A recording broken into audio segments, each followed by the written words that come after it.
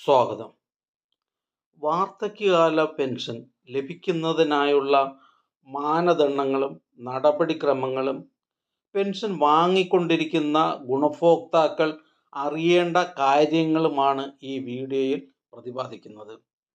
വാർദ്ധക്യകാല pension വേണ്ടി അപേക്ഷ നൽകേണ്ടത് അപേക്ഷിക്കുന്ന വ്യക്തി താമസിക്കുന്ന തദ്ദേശ സ്വയംഭരണ സ്ഥാപനങ്ങളായ പഞ്ചായത്ത്, മുനിസിപ്പാലിറ്റി, കോർപ്പറേഷൻ എന്നീ ഓഫീസുകളിലാണ്. അപേക്ഷയിന്മേൽ അന്വേഷണം നടത്തുന്നതും പെൻഷൻ വിതരണം നടത്തുന്നതും തദ്ദേശ സ്വയംഭരണ സ്ഥാപനങ്ങളാണ്. വാർദ്ധക്യകാല പെൻഷൻ ലഭിക്കുന്നതിനുള്ള മാനദണ്ഡങ്ങൾ എന്തൊക്കെയാണെന്ന് പരിചയപ്പെടാം. അപേക്ഷകന്റെ കുടുംബ വാർഷിക വരുമാനം 1,00,000 രൂപയിൽ കവിയരുത്. അപേക്ഷകൻ അല്ലെങ്കിൽ അപേക്ഷക അഗതിയായിരിക്കണം. അപേക്ഷകൻ സർവീസ് പെൻഷനർ അല്ലെങ്കിൽ കുടുംബ പെൻഷൻ ലഭിക്കുന്നവർ ആകരുത്. എന്നാൽ 4,000 രൂപ വരെ എക്സ്ഗ്രേഷ്യ അല്ലെങ്കിൽ NPS പെൻഷൻ വാങ്ങുന്നവർക്ക് ഈ നിബന്ധന ബാധകമല്ല. അപേക്ഷകൻ മറ്റാരുടെയെങ്കിലും സംരക്ഷണത്തിലായിരിക്കുവാൻ പാടില്ല. അപേക്ഷകൻ ആദായ നികുതി നൽകുന്ന വ്യക്തി ആകരുത്. മറ്റു സാമൂഹ്യക്ഷേമ പെൻഷനുകൾ ഒന്നും തന്നെ ലഭിക്കുന്നവർ അർഹരല്ല. എന്നാൽ വികലാംഗരാണെങ്കിൽ ബാധകമല്ല. EPF ഉൾപ്പെടെ പരമാവധി 2 പെൻഷനുകൾക്ക് മാത്രമേ അർഹത ഉണ്ടായിരിക്കുകയുള്ളൂ. അപേക്ഷകന്റെ പേരിലോ കുടുംബത്തിന്റെ പേരിലോ 2 ഏക്കറിൽ കൂടുതൽ വസ്തു ഉണ്ടാകരുത്. എന്നാൽ പട്ടിക വർഗ വിഭാഗത്തിൽപ്പെട്ട അപേക്ഷകർക്ക് ഇത് ബാധകമല്ല. അപേക്ഷകൻ യാചകനാകാൻ പാടില്ല. 1000 cc കൂടുതൽ എഞ്ചിൻ കപ്പാസിറ്റിയുള്ള ടാക്സി അല്ലാത്ത 4 അതിലധികമോ ചക്രങ്ങളുള്ള വാഹനങ്ങൾ, അംബാസഡർ കാർ ഒഴികെ സ്വന്തമായി അല്ലെങ്കിൽ കുടുംബത്തിൽ ഉള്ള വ്യക്തി ആകരുത്. അപേക്ഷകൻ അഗതി മന്ദിരത്തിലെ അന്തേവാസിയാകാൻ പാടില്ല. അപേക്ഷകൻ കേന്ദ്ര സർക്കാർ, മറ്റു സംസ്ഥാന സർക്കാർ എന്നിവിടങ്ങളിൽ നിന്നും ശമ്പളം, പെൻഷൻ, കുടുംബ പെൻഷൻ എന്നിവ ലഭിക്കുന്ന വ്യക്തി ആകരുത്. അപേക്ഷകൻ 60 വയസ്സോ അതിനു മുകളിലോ ഉണ്ടായിരിക്കേണ്ടതാണ്. അപേക്ഷകൻ കേന്ദ്ര സംസ്ഥാന പൊതുമേഖലാ സ്ഥാപനങ്ങളിൽ നിന്നും വിരമിക്കുകയും ഈ സ്ഥാപനത്തിലെ സ്കീം പ്രകാരം പെൻഷൻ അല്ലെങ്കിൽ കുടുംബ പെൻഷൻ ലഭിക്കുകയും ചെയ്യുന്ന വ്യക്തി ആകരുത്. അപേക്ഷകൻ കേരളത്തിൽ സ്ഥിര താമസമാക്കിയിട്ട് 3 വർഷത്തിൽ കൂടുതൽ ഉണ്ടായിരിക്കേണ്ടതാണ്. വ്യത്യസ്ത പ്രാദേശിക സർക്കാരിൽ നിന്നും സാമൂഹ്യ സുരക്ഷാ പെൻഷനുകൾ കൈപ്പറ്റുവാൻ പാടുള്ളതല്ല. അപേക്ഷകൻ സ്ഥിരമായി താമസിക്കുന്ന തദ്ദേശ സ്വയംഭരണ സ്ഥാപനത്തിലാണ് അപേക്ഷ സമർപ്പിക്കേണ്ടത്. അപേക്ഷകൻ 2000 ചതുരശ്ര അടിയിൽ കൂടുതൽ വിസ്തീർണം ഉള്ളതും ആധുനിക രീതിയിൽ ഫ്ലോറിംഗ് നടത്തിയതുമായ കോൺക്രീറ്റ് കെട്ടിടങ്ങൾ ഉള്ളവരോ താമസിക്കുന്നവരോ ആകരുത്. വാർദ്ധക്യകാല പെൻഷൻ ലഭിക്കുന്നതിനായി സമർപ്പിക്കുന്ന അപേക്ഷയോടൊപ്പം ഹാജരാക്കേണ്ട രേഖകൾ: നിശ്ചിത ഫോറത്തിലുള്ള അപേക്ഷയുടെ 2 പകർപ്പ്, പ്രായം തെളിയിക്കുന്നതിന് സ്കൂൾ രേഖ, ജനന സർട്ടിഫിക്കറ്റ്, പാസ്പോർട്ട്, ഡ്രൈവിംഗ് ലൈസൻസ് എന്നിവയിൽ ഏതെങ്കിലും ഒന്നിൻ്റെ ശരിപ്പകർപ്പ് ഹാജരാക്കേണ്ടതാണ്. പ്രായം തെളിയിക്കുന്നതിന് മറ്റു രേഖകളുടെ അഭാവത്തിൽ മാത്രം അപേക്ഷകന്റെ വയസ്സ് തെളിയിക്കുന്നതിന് മറ്റു രേഖകൾ ഒന്നും തന്നെ ഇല്ല എന്ന് സ്വയം സാക്ഷ്യപത്രത്തിന്മേൽ ഡോക്ടറുടെ സർട്ടിഫിക്കറ്റ് പ്രായം തെളിയിക്കുന്നതിനുള്ള രേഖയായി ഉപയോഗിക്കാവുന്നതാണ്. സ്ഥിരതാമസം തെളിയിക്കുന്നതിന് റേഷൻ കാർഡിൻ്റെ അല്ലെങ്കിൽ മേൽവിലാസം കാണിക്കുന്ന മറ്റ് ഏതെങ്കിലും രേഖയുടെ പകർപ്പ്, വരുമാനം തെളിയിക്കുന്നതിന് വില്ലേജ് ഓഫീസറുടെ സർട്ടിഫിക്കറ്റ്, വരുമാനം 1,00,000 രൂപയിൽ കവിയാൻ പാടില്ല, താൻ ആദായ നികുതി ദായകനല്ല, സർവീസ് പെൻഷനർ അല്ല, തനിക്കും കുടുംബത്തിനും 2 ഏക്കറിൽ കൂടുതൽ ഭൂമിയില്ല എന്ന സ്വയം സാക്ഷ്യപ്പെടുത്തിയ ഒരു സത്യപ്രസ്താവന. എന്നാൽ പട്ടികവർഗ വിഭാഗക്കാർക്ക് 2 ഏക്കറിൽ കൂടുതൽ ഭൂമിയില്ല എന്ന് രേഖപ്പെടുത്തേണ്ടതില്ല. ആധാർ കാർഡിന്റെ പകർപ്പ് കൂടാതെ അപേക്ഷകന്റെ ബാങ്ക് പാസ്ബുക്കിന്റെ ആദ്യ പേജിന്റെ പകർപ്പ് എന്നിവ അപേക്ഷയോടൊപ്പം ഹാജരാക്കേണ്ടതാണ്.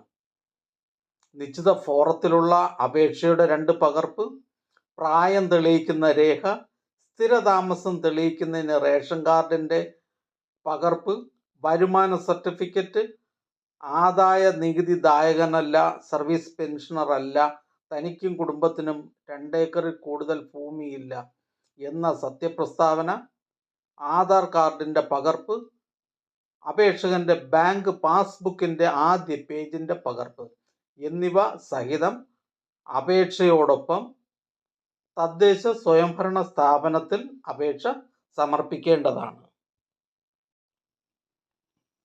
പ്രായപൂർത്തിയായ ആൺമക്കൾ ഉണ്ടെങ്കിലും അവരുടെ സംരക്ഷണമില്ലെങ്കിൽ വാർദ്ധക്യകാല പെൻഷൻ നൽകുന്നതാണ്. യാചകർക്ക് പെൻഷന് അർഹതയില്ല. ഒരു കുടുംബത്തിൽ അർഹരായ 1-ൽ കൂടുതൽ അംഗങ്ങൾക്ക് വാർദ്ധക്യകാല പെൻഷൻ അനുവദിക്കുന്നതാണ്. സാമൂഹ്യ സുരക്ഷാ പെൻഷൻ കൈപ്പറ്റുന്നവർ എല്ലാ വർഷവും ഡിസംബറിൽ അക്ഷയ കേന്ദ്ര മുഖേന മസ്റ്ററിംഗ് നടത്തേണ്ടതാണ്. മിഷണറിമാർ, മത സ്ഥാപനങ്ങളുടെ നിയന്ത്രണത്തിലുള്ള മന്ദിരങ്ങളിൽ താമസിക്കുന്ന സന്യാസിമാർ, പുരോഹിതർ, വൈദികർ, കോൺവെന്റുകളിലെ കന്യാസ്ത്രീകൾ, മഠങ്ങളിലെ അല്ലെങ്കിൽ മതസ്ഥാപനങ്ങളിലെ അന്തേവാസികൾ എന്നിവർക്ക് സാമൂഹ്യ സുരക്ഷാ പെൻഷൻ ലഭിക്കുന്നതിന് അർഹതയില്ല.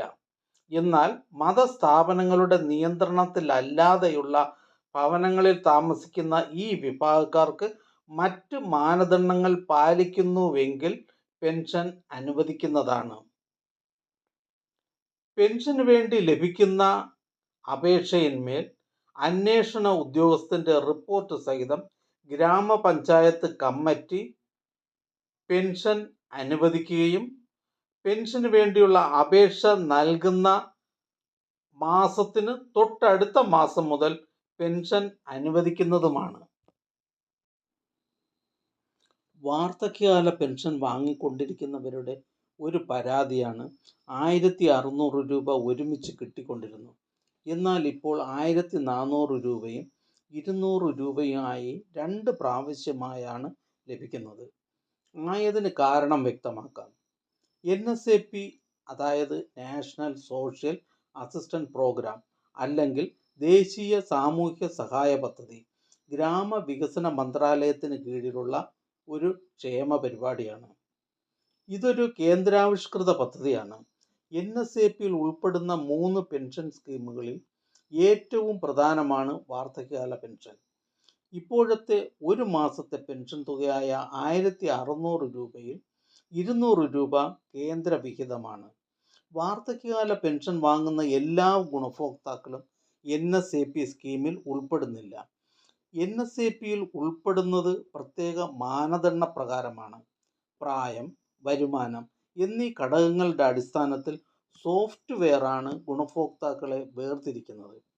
വാർദ്ധക്യകാല പെൻഷൻ വാങ്ങിക്കൊണ്ടിരിക്കുന്ന ഗുണഭോക്താക്കളിൽ BPLൽ ഉൾപ്പെടുകയും 60 വയസ്സ് മുതൽ 79 വയസ്സ് വരെയുള്ളവരെ NSAP സ്കീമിൽ ഉൾപ്പെടുത്തുകയും പ്രതിമാസം 1600 രൂപ പെൻഷൻ നൽകുന്നതിൽ 200 രൂപ കേന്ദ്ര വിഹിതവും 1400 രൂപ സംസ്ഥാന വിഹിതവുമായാണ് പെൻഷൻ വിതരണം നടത്തുന്നത്. 80 വയസ്സിന് മുകളിൽ പ്രായവും BPLകാരും ആണെങ്കിൽ NSAP വിഹിതം 500 രൂപയാണ്. വാർദ്ധക്യകാല പെൻഷൻ ഗുണഭോക്താക്കൾ പെൻഷന് വേണ്ടി അപേക്ഷ നൽകിയപ്പോൾ തദ്ദേശ സ്വയംഭരണ സ്ഥാപനങ്ങളിൽ നൽകിയ ഡാറ്റയുടെ അടിസ്ഥാനത്തിൽ കമ്പ്യൂട്ടർ സോഫ്റ്റ്വെയറാണ് NSAP ഗുണഭോക്താക്കളുടെ ലിസ്റ്റ് തയ്യാറാക്കുന്നത്. പെൻഷൻ അനുവദിക്കുമ്പോൾ കേന്ദ്ര വിഹിതം ഇല്ലാത്തവർക്ക് 1600 രൂപയും NSAP ഗുണഭോക്താക്കൾക്ക് സംസ്ഥാന വിഹിതം അതായത് നിലവിൽ 1400 രൂപയും ഗുണഭോക്താക്കൾ തന്നെ തദ്ദേശ സ്വയംഭരണ സ്ഥാപനങ്ങളിൽ നൽകിയ ബാങ്ക് അക്കൗണ്ടിലേക്ക് ക്രെഡിറ്റ് ചെയ്യുകയാണ് പതിവ്. അതായത് bank account based payment link system. NSAPയിൽ ഉൾപ്പെടാത്ത ഗുണഭോക്താക്കൾക്ക് കേന്ദ്രവിഹിതം ഇല്ലാത്തതിനാൽ 1400 രൂപയോടൊപ്പം 200 രൂപയും ഉൾപ്പെടെ 1600 രൂപ പ്രസ്തുത ബാങ്ക് അക്കൗണ്ടിലേക്ക് ക്രെഡിറ്റ് ചെയ്യും. എന്നാൽ NSAPയിൽ ഉൾപ്പെടുന്നവരുടെ കേന്ദ്രവിഹിതമായ 200 രൂപ കേന്ദ്രവിഹിതം ലഭിച്ചാലുടൻ ആധാർ കാർഡ് അവസാനമായി ലിങ്ക് ചെയ്ത ബാങ്ക് അക്കൗണ്ടിലേക്കാണ് ക്രെഡിറ്റ് ചെയ്യുന്നത്. ചില ഗുണഭോക്താക്കൾക്കെങ്കിലും വേറെ ബാങ്ക് അക്കൗണ്ട് ആകാൻ സാധ്യതയുണ്ട്. കാരണം കേന്ദ്രവിഹിത ആനുകൂല്യങ്ങൾ Aadhaar based link payment system വഴിയാണ് നൽകാറ്. കേന്ദ്രവിഹിതമായ 200 രൂപ 2 ആഴ്ചയോ 1 മാസമോ വൈകിയേക്കാം. ചിലപ്പോൾ ഒരു ബാങ്ക് അക്കൗണ്ടിൽ തന്നെയാവും ക്രെഡിറ്റ് ചെയ്തിരിക്കുന്നത്. ബാങ്ക് അക്കൗണ്ട് പാസ്ബുക്ക് ഒന്ന് പരിശോധിക്കുക. എന്തെങ്കിലും സംശയമുള്ള പക്ഷം പെൻഷൻ ID നമ്പറുമായി നിങ്ങൾക്ക് പെൻഷൻ വിതരണം നടത്തുന്ന തദ്ദേശ സ്വയംഭരണ സ്ഥാപനത്തിൽ പോയാൽ സംശയം ദൂരീകരിക്കാവുന്നതാണ്. ഈ വിഷയവുമായി എന്തെങ്കിലും സംശയമുണ്ടെങ്കിൽ വീഡിയോയുടെ കമൻറ്റ് ബോക്സിൽ രേഖപ്പെടുത്തുക, മറുപടി നൽകുന്നതാണ്. തുടർന്നും ഈ ചാനലിൽ വീഡിയോ അപ്ലോഡ് ചെയ്യുമ്പോൾ ലഭിക്കുന്നതിനായി സബ്സ്ക്രൈബ് ചെയ്യുക, കൂട്ടുകാർക്കും ഷെയർ ചെയ്യുക. നമസ്കാരം.